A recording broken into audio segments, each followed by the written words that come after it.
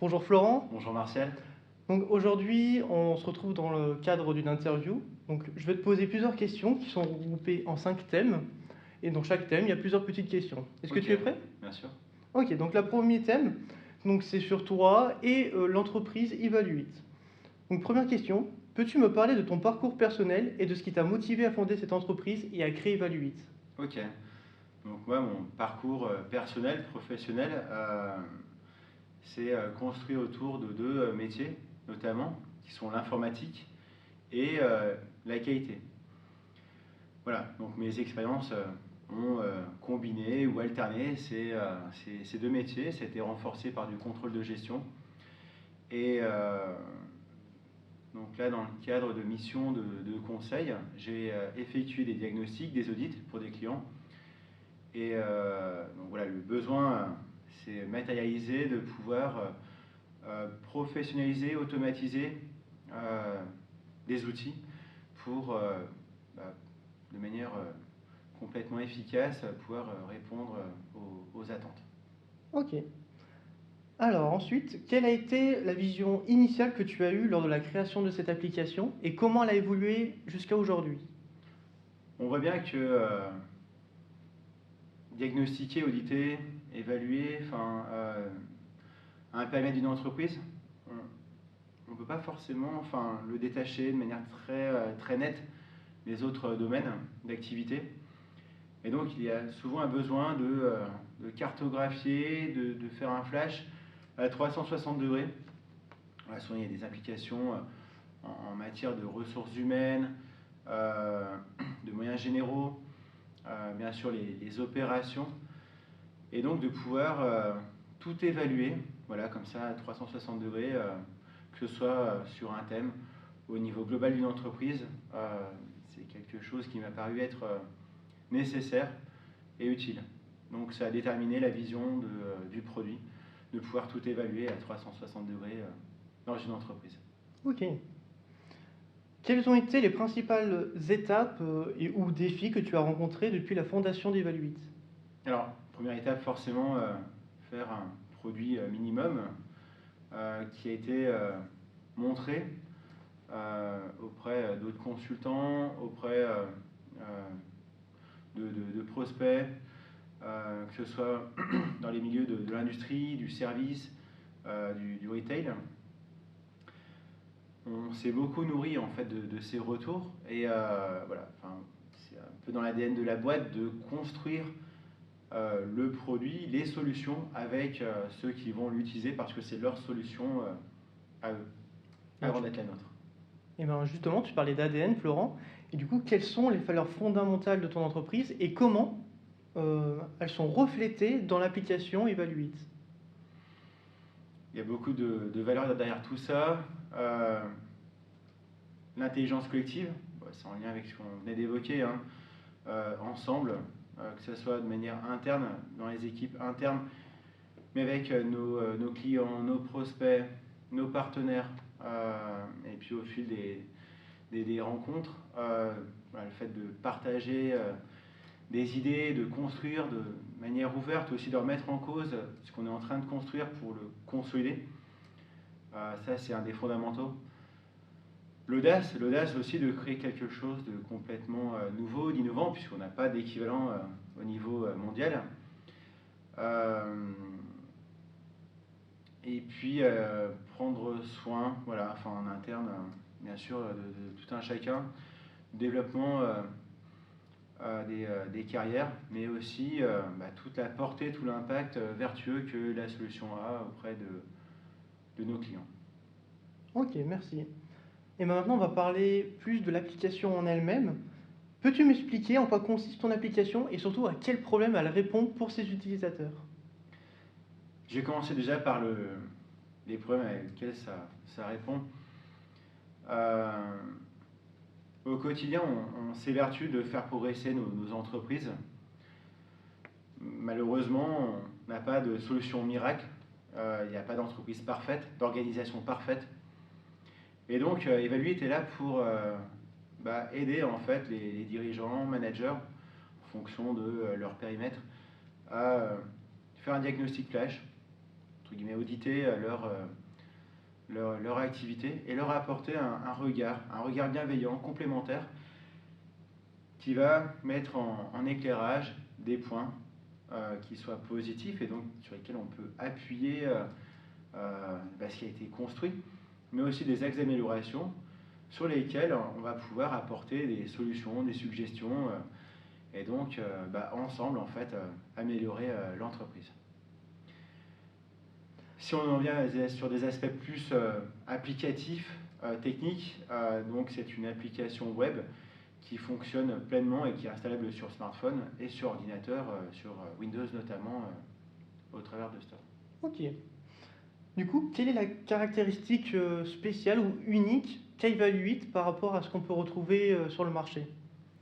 Très clairement, de pouvoir évaluer très largement, à 360 degrés, son entreprise ou son périmètre, et pouvoir mettre en lumière des points forts, des axes d'amélioration, de bénéficier, grâce à l'intelligence artificielle qui est intégrée, de suggestions, de propositions, de solutions, et de pouvoir après les mettre en œuvre dans la plateforme.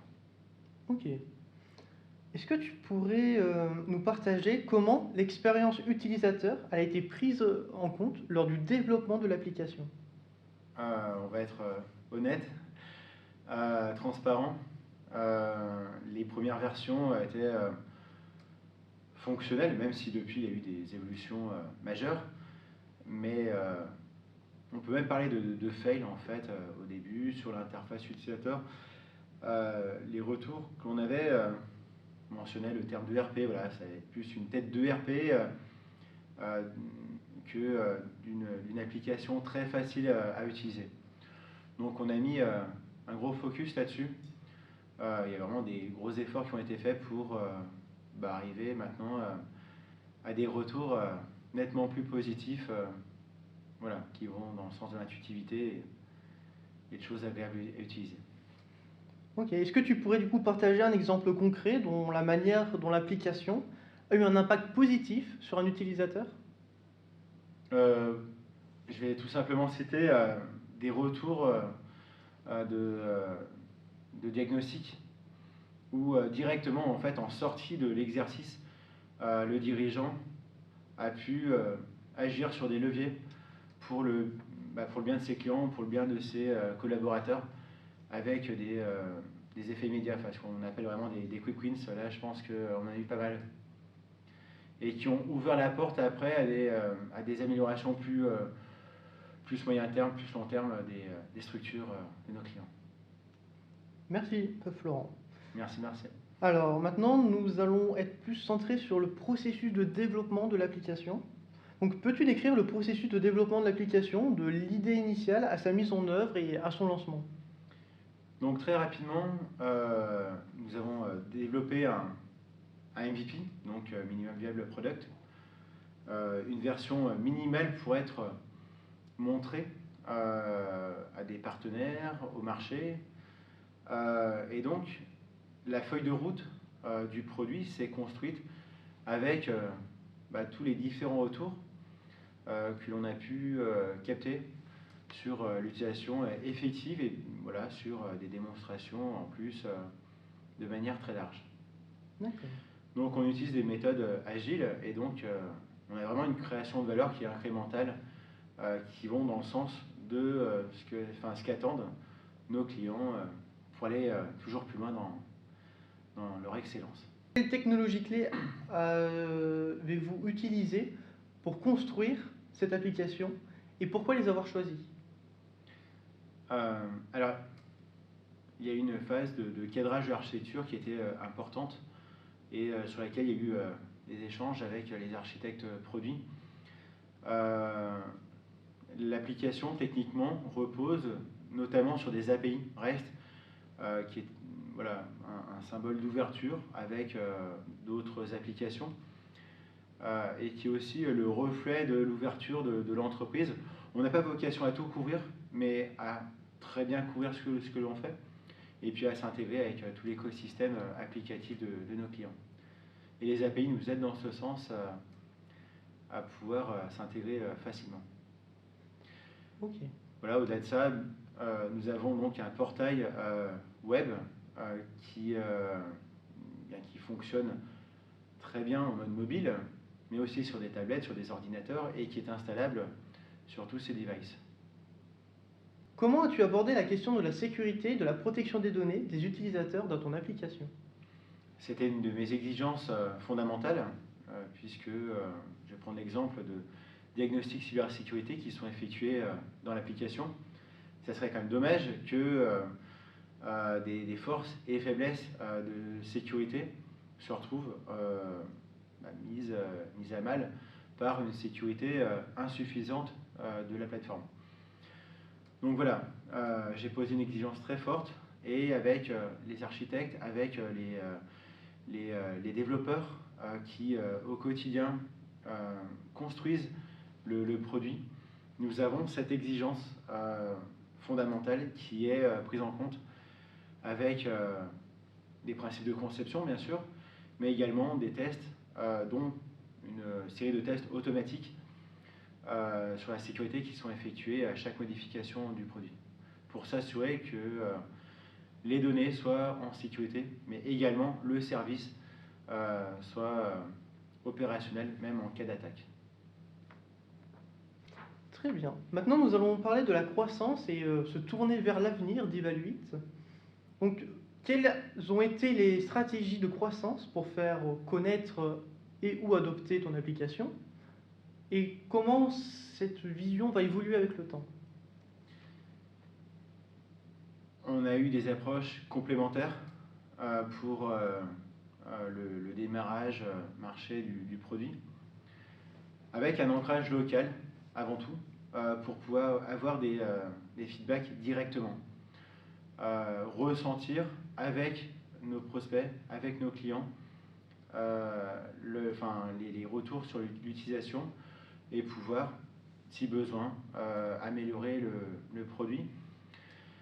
C'est aussi très sympa de pouvoir ressentir en temps réel les bénéfices de la solution. Et puis, voilà, à côté de ça, donc, on a des campagnes digitales et du développement commercial plus classique qui est effectué. Aujourd'hui, on est à un stade de développement régional encore. Nous avons une quarantaine de clients, et nous visons l'année prochaine un développement plus large, et qui va accompagner une croissance interne d'embauche de développeurs complémentaires, de commerciaux, de marketing. Donc, comment mesures-tu le succès de ton application et quelles sont tes principales métriques de performance? Nous avons des métriques qui sont à différentes étapes du processus d'adoption, et qui nous sont précieux. L'inscription sur la plateforme, et l'adoption concrète, l'usage, le niveau d'usage, et puis bien sûr les feedbacks que nous font nos clients, puisque nous sommes régulièrement en contact avec eux pour recueillir leurs impressions, leurs besoins, leur niveau de satisfaction, et s'assurer qu'ils sont toujours pleinement satisfaits de la solution. On en profite aussi pour leur proposer des fonctionnalités supplémentaires, puisque le produit évolue très vite. Et voilà, c'est un échange à chaque fois qui est très, très enrichissant pour nous. Très bien. Et du coup, peux-tu partager tes plans futurs pour l'application et comment tu envisages de continuer à innover, à évoluer? Donc pour l'innovation du produit, nous avons une feuille de route qui est posée, que nous suivons, qui est en avance de phase aujourd'hui. Mais justement, en fait, cette productivité dans le développement de la solution nous libère un peu de matière grise pour penser encore plus loin en termes d'innovation, notamment autour de l'intelligence artificielle, mais également toujours apporter plus de facilité d'usage et d'alléger la charge mentale de nos amis consultants en automatisant des choses qui leur sont pénibles au quotidien. Merci Florent. Nous allons parler maintenant du dernier thème qui vont être axés sur le leadership et les leçons apprises. Quelles sont les compétences et qualités de leadership essentielles pour diriger une entreprise? Je pense qu'il faut des compétences systémiques, savoir et pouvoir poser une vision, la partager, poser des valeurs, les incarner et mettre en place également des playbooks qui vont guider les équipes dans leurs activités. Au-delà de cet aspect systémique, c'est bien sûr l'animation au quotidien, bien sûr être en soutien des différentes équipes, quel que soit leur métier, et puis avec elles, innover et puis automatiser ce qui peut l'être et porter cette exigence d'amélioration continue voilà, l'incarner au sein des équipes puisque c'est une valeur qui est commune à l'ensemble de l'entreprise. Quelles sont les principales leçons que tu as apprises en tant que fondateur et CEO tout au long de ce parcours entrepreneurial? Waouh, j'en ai appris plein. Déjà, l'ergonomie d'un produit en mode SaaS, les exigences sont nettement plus importantes que sur un logiciel classique. Il faut que tout soit à minima intuitif, voire délicieux. Et puis, la construction également de toute l'image de marque, l'effort qui doit être déployé pour eh bien, que nous soyons identifiés, reconnus au sein de notre domaine d'expertise, de solution. Quel conseil donnerais-tu à d'autres entrepreneurs aspirant à créer leur propre application ou entreprise technologique? Je dirais de tester des choses rapidement avec le marché, bien sûr être à l'écoute des retours et ne rien négliger. Alors c'est difficile de pouvoir tout couvrir, mais essayez vraiment de rien négliger, que ce soit des aspects de sécurité, de respect aussi de la protection des données personnelles et de la protection des données tout court. L'ergonomie, la construction aussi en termes de gestion, de la qualité aussi de construction d'applications. Si vous construisez des choses qui sont juste à l'état de prototype, vous allez développer de la dette technique qui peut vous être néfaste par la suite. Donc par rapport à ça, nous avons mis en place pas mal de métriques sur la qualité de notre codebase et nous avons fait porter une attention très importante à la conception, au développement, mais beaucoup aussi aux tests qui sont fortement automatisés pour assurer une qualité de solution optimale. Ok, maintenant j'ai une petite question bonus, Laurent. D'un point de vue humain, quel conseil tu pourrais donner en termes de management à un jeune manager ou un jeune entrepreneur qui recrute ses premiers salariés?